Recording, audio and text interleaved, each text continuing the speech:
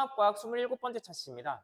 이번 영상에서는 세포막을 통한 물질 이동에 대해 배워보도록 하겠습니다. 우리는 지난 영상에서 물질 대사에 대해 배웠습니다. 그런데 이 물질 대사가 원활하게 일어나기 위해서는 세포에서 물질 대사에 필요한 물질은 받아들이고 또 물질 대사 결과 생겨난 노폐물은 밖으로 내보낼 수 있어야겠죠. 이런 것을 물질 교환이라고 하는데요. 그럼 세포에서 이렇게 세포 안팎의 물질 출입을 조절하는 소기관은 어디일까요? 바로 세포막이라고 했었죠. 자, 이 세포막은요, 말 그대로 세포 안팎의 물질 출입을 조절합니다. 조절한다는 말은 모든 물질이 들어오고 나갈 수 있게 하는 게 아니라 어떤 물질의 종류나 크기 등에 따라서 특정 물질은 들어올 수 있게 또는 나갈 수 있게 하고 또 다른 물질은 출입하지 못하게 막아주는 그런 선택적으로 물질의 출입을 조절하는 역할을 한다는 것입니다. 자, 이러한 세포막의 성질을 우리는 세포막의 선택적 투과성이라고 하는데요. 세포막이 이렇게 선택적 투과성이라는 성질을 갖게 되는 것에는 세포막의 구조가 아주 크게 관련이 있습니다. 그래서 선생님이 이렇게 세포막의 구조를 그림으로 그려봤어요. 세포막은 크게 두 가지의 물질로 구성이 되어 있습니다. 일단 자, 여기 보면은 이 오뚜기 인형 같은 애가 있죠. 자, 이거 하나를 우리는 인지질이라고 불러요. 이 인지질은 조금 특이한 성질을 가지고 있는데요. 하나의 분자 안에 서로 상반되는 두 개의 성질을 모두 동시에 가지고 있습니다. 자, 어떤 성질이냐면 자, 인지질에서 자, 여기 동그란 부분 있죠. 자, 여기를 우리는 머리라고 표현을 해요. 인지질에서 이 머리는요 친수성을 띠고 있습니다. 친수성이라고 하면은 물과 친하다, 물을 좋아한다는 뜻이에요. 반면에 자, 아래쪽에 있는 이 짝대기 있죠. 자, 얘네들을 우리는 꼬리라고 표현을 하는데 이 꼬리는 소수성의 성질을 띱니다. 소수성은 친수성과는 반대로 물과 친하지 않은, 물을 싫어하는 그런 성질을 발휘해요. 그런데 이 인지질의 꼬리한테는 굉장히 안타까운 소식입니다. 이 세포는요, 세포 안에도 밖에도 모두 물로 차 있어요. 인체를 구성하는 70% 이상이 물이잖아요. 그래서 사실상 세포라고 하면 세포는 물 안에 담가져 있는 상태다라고 생각을 하시면 돼요. 그럼 이 꼬리들 입장에서는 어때요? 굉장히 물을 싫어하잖아요. 그러니까 안쪽으로 숨고 싶어 해요. 반면에 이 머리 같은 경우는요, 친수성, 물을 좋아하기 때문에 어느 쪽을 봐도 우리는 세포 안을 봐도 밖을 봐도 다 물이니까 너무 좋아하는 거예요. 그러니까 이 세포막에서 바깥쪽은 이제 전부 다 누가 향하고 있냐면 머리가 향하고 있는 거예요. 반면에 꼬리 쪽은 어떻게든 세포 안이든 밖이든 물과 접촉하지 않으려고 안쪽으로 모이게 됩니다. 자, 그래서 이 인지질은요, 특이하게 자, 이렇게 두 개의 층이 서로 반대 방향을 향하고 나란하게 층을 이루고 있습니다. 자, 이러한 세포막을 구성하는 인지질의 구조를 인지질 이중층이라고 표현을 해요. 두 개의 인지질 층이 서로 다른 반대 방향으로 마주보고 결합하여 있는 구조이다라고 할 수 있습니다. 자, 그래서 이렇게 친수성이 머리 부분은 세포 밖 또는 세포 안쪽에서 물과 접촉할 수 있는 그런 면을 형성하고 있고요. 그리고 소수성의 꼬리 부분은 그 안쪽에서 이렇게 물과 닿지 않도록 어떤 소수성의 그런 존을 형성을 하게 되는 겁니다. 자, 그럼 이 인지질 말고 자, 여기에 있는 얘네들은 무엇이냐? 자, 얘네들은 단백질입니다.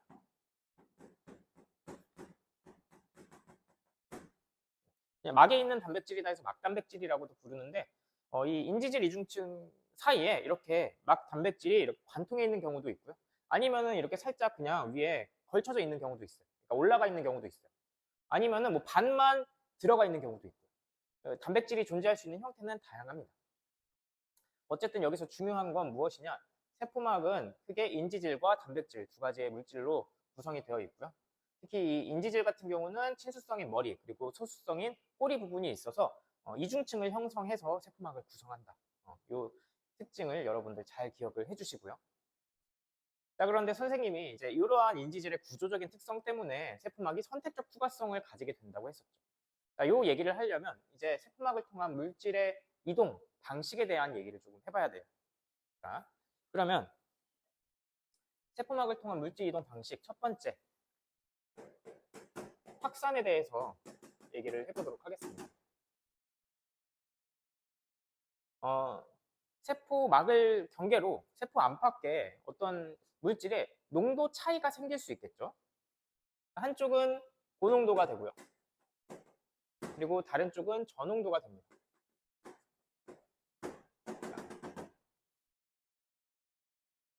그런데 이 세포는요, 이 농도차가 생기는 걸 굉장히 싫어합니다. 그래서 농도차가 형성이 되면 어떻게든 이 농도차를 없애주려고, 농도를 똑같이 맞춰주려고 하는 성질이 있어요.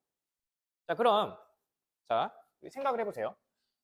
고농도라는 것은 어떤 물질이 많이 있는 거예요? 적게 있는 거예요? 많이 있는 거죠. 반면에 저농도는 물질이 적게 있는 거란 말이에요. 자, 그럼 이 둘의 농도를 맞춰주려면은 어떻게 하면 되겠어요? 물질이 많은 곳에서 물질 적은 곳에 좀 나눠주면 되겠죠. 그래서 고농도에서 저농도로 물질이 직접 이동하는 이러한 이동 방식을 우리는 확산이라고 합니다. 사실 확산은 우리가 일상 속에서도 많이 쓰는 용어잖아요. 꼭 이런 과학 쪽에서가 아니라도 무언가가 확산한다라고 하면은 무언가가 퍼져나간다라는 뜻이겠죠. 예를 들어서 사실 이것도 일상적이지만 결국엔 과학적인 원리인 건데, 어떤 물에 뭐 빨간색 잉크를 떨어뜨려요. 그럼 이 잉크가 어떻게 되죠? 자연스럽게 당연히 퍼져나가겠죠. 근데 생각을 해보면 이게 확산이잖아요. 우리 이거 잉크가 확산됐다 표현을 하잖아요. 너무 당연한 얘기예요. 왜냐? 여기에는 잉크 입자들이 많아요, 적어요? 많죠. 그러니까 여기는 고농도가 되고 주변에 잉크 입자가 적으니까 저농도가 되는 거예요. 그러니까 고농도에서 저농도로 물질이 입자가 직접 이동을 한다. 확산되는 거죠. 잉크가 확산됐다라고 표현을 하는 겁니다. 뭐 아니면은 뭐 친구가 어떤 학생이 교실에서 방귀를 꼈어요. 방귀 냄새가 점점 퍼지죠. 확산된다고 하잖아요. 그러니까 방귀 입자들이 이제 많은 곳에서 적은 곳으로 퍼져 나가는 겁니다. 너무 자연스러운 현상이죠. 방금 선생님이 계속 얘기했던 것처럼 이 확산은요, 너무 자연스러운, 너무 당연한 현상입니다. 그래서 사실 이 확산에는 에너지가 따로 소모되지 않습니다.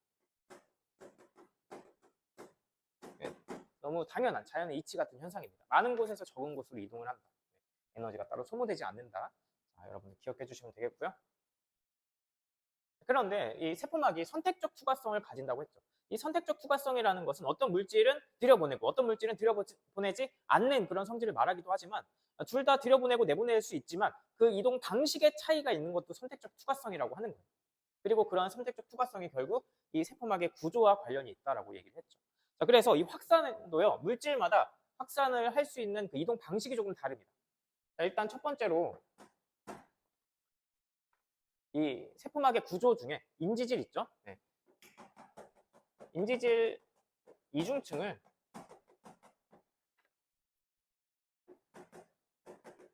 직접 통과하는 방식이 있습니다.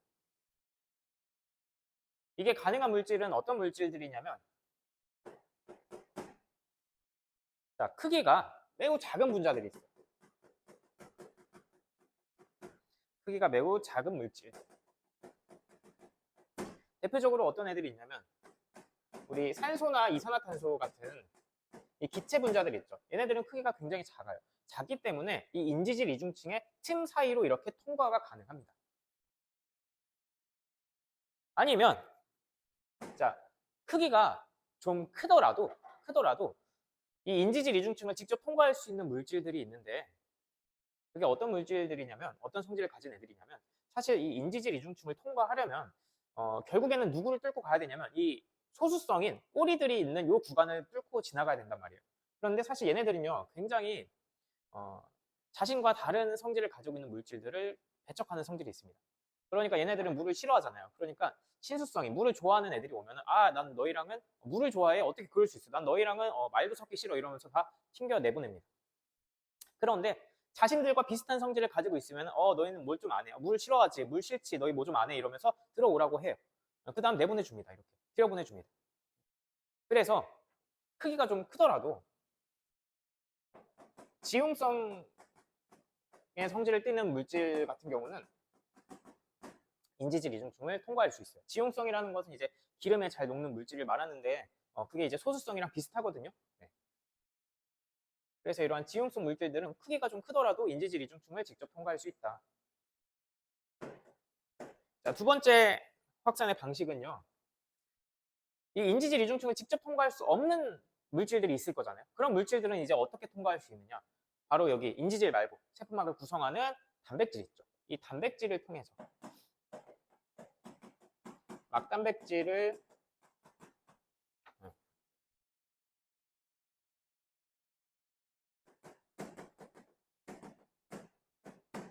한 이동이 가능합니다.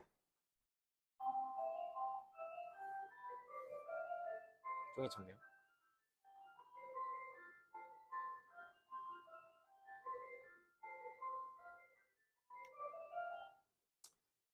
네. 그럼 어떤 애들이 이 막단백질을 통해야 하느냐? 아까 선생님이 인지질 이중층을 직접 통과하지 못하는 애들은 막단백질을 통해서 이동한다고 했잖아요. 그럼 그런 애들이 어떤 애들이냐면, 자, 일단 크기가 커요.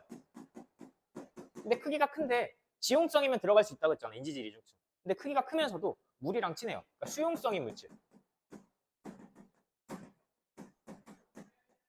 이건 친수성이랑 비슷한 성질입니다. 이런 애들이 누가 있느냐? 포도당이나 아미노산 이런 물질들이 있습니다. 이런 애들은 크기가 크면서도 수용성을 띠기 때문에 인지질 이중층을 직접 통과하기 어려워요. 그래서 막에 있는 단백질이 운반체로서 작용을 해서 이 포도당이나 아미노산 같은 물질들을 세포 안팎으로 운반을 해줍니다. 아니면 전하를 띠고 있는 물질이 있어요.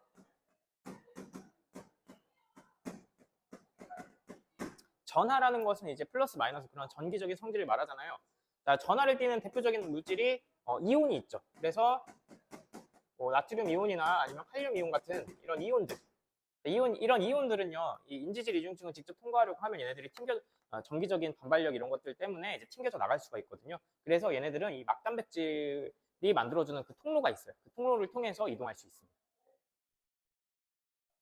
자, 이렇게 해서 확산의 종류, 확산이 무엇인지 그리고 확산을 통해서 이동하는 방식 두 가지를 이제 인지질의 구조와 세포막의 구조와 관련해서 설명을 했는데요. 하나 정리를 좀 해보면은 자, 이거 좀 지워볼게요. 우리 크기가 작은 산소나 이산화탄소 뭐 이런 물질들은 어떻게 이동을 할 수 있다고 그랬어요? 네, 인지질 이중층을 직접 통과할 수 있다고 했었죠. 이거 말고도 뭐 지용성 물질도 있고요.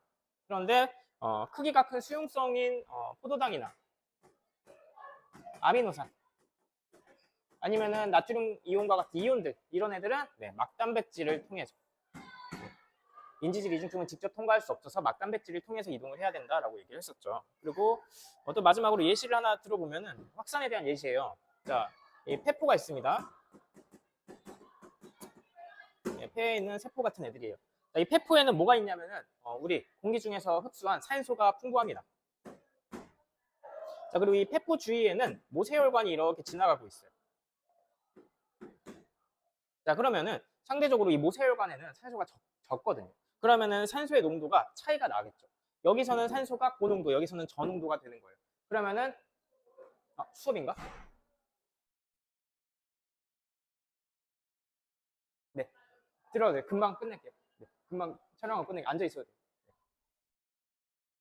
그러면 고농도에서 저농도로 고농도에서 저농도로 산소가 이렇게 모세혈관으로 운반이 될 수 있다. 반면에 이 모세혈관에는 이산화탄소가 많거든요. 그럼 이 이산화탄소는 모세혈관에서 폐포로 이렇게 이동할 수 있겠죠. 확산을 통해서. 이 기체들은 그럼 어떤 걸 통해서 이동을 할 수 있다? 네, 인지질 이중층을 통해서 직접 확산을 할 수 있다. 자, 그런데 이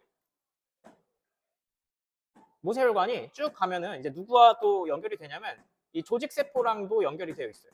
근데 이 조직세포들은요, 세포에서 계속 세포호흡을 하기 때문에 뭐가 부족하냐면 얘네들은 항상 산소가 부족한 상태예요.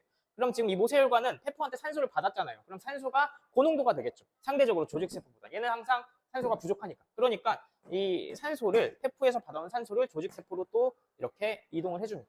확산을 통해서 이동을 하는 거예요. 고농도에서 저농도. 반면에 조직세포는 세포 계속 하니까 뭐가 나와? 이제 이산화탄소가 계속 쌓여 있어요. 여기는 이산화탄소가 많으니까 이 이산화탄소는 여기가 고농도, 여기가 저농도. 왜냐면 모세혈관은 아까 폐포한테 이산화탄소 다 줬거든요. 그래서 이산화탄소는 조직세포에서 모세혈관으로 다시 이렇게 확산을 하게 되는 겁니다. 어쨌든 이렇게 폐포와 모세혈관 또는 모세혈관과 조직세포 사이에 일어나는 이산화탄소와 산소의 기체 교환은 결국에는 무엇을 통해서 어떤 이동 방식을 통해서 이동하는 것이다? 네, 확산을 통해 이동하는 것이다. 구체적으로 조금 더 자세히 얘기하면 인지질 이중층을 직접 통과하는 것이다 라고 할 수 있죠. 자, 여기까지 확산에 대해서 얘기를 했고요. 이제 조금 판서를 한번 정리하고 다음 내용인 삼투에 대해서 얘기해 보도록 하겠습니다.